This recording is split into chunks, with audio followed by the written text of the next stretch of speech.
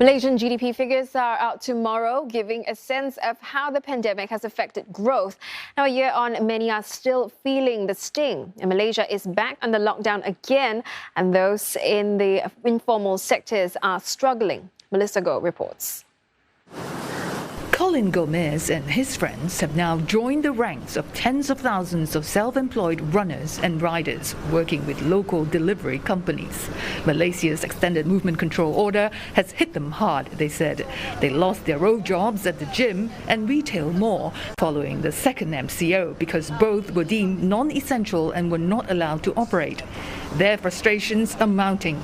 It affects everyone. This type of restriction, they're not firm, they're not being fair, they're not being very clear about what they're doing. I'm a staff in H&M, they closed down, so I had to do this food delivery job.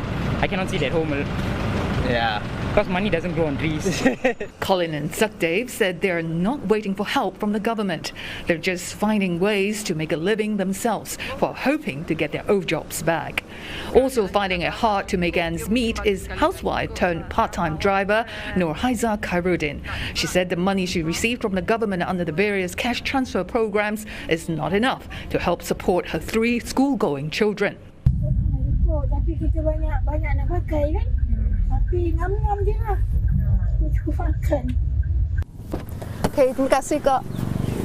It's been a year. Many are tired and worn out by this long-drawn battle against COVID-19, even though they are not frontliners. Amid the social and economic hardships, many are resilient.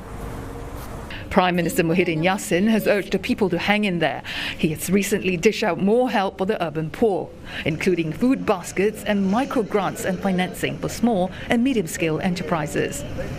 Finance Minister Zafrul Aziz, speaking to CNA recently, acknowledged that certain sectors were left out and promised that the government will spend more to protect lives and livelihoods.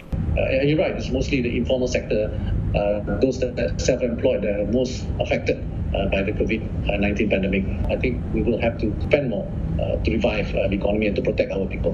Some 1 million are said to be involved in the informal sector. Many aren't registered. Nevertheless, Mr. Zafrul expects growth to rebound this year to hit the lower end of the targeted projection of 6.5% and 7.5%. But former UN economist Professor Jomo Sundaram said Malaysia can forget about a V-shaped recovery. It's really pretty much a W-shaped recovery, but we also need to think very much about the possibility that a W might end up as an L. This is a time for, when astrologers reign. No serious economic forecasting can be done in this kind of uncertain situation. Other economists agree that Malaysia's economic outlook is fraught with uncertainties. This year, we do see growth coming up to about 5.7%. However, the situation has changed a little in the sense that we had the MCO restriction orders. In some ways, the state of emergency might have hit confidence. The emergency ordinance that suspended Parliament will expire on August 1st.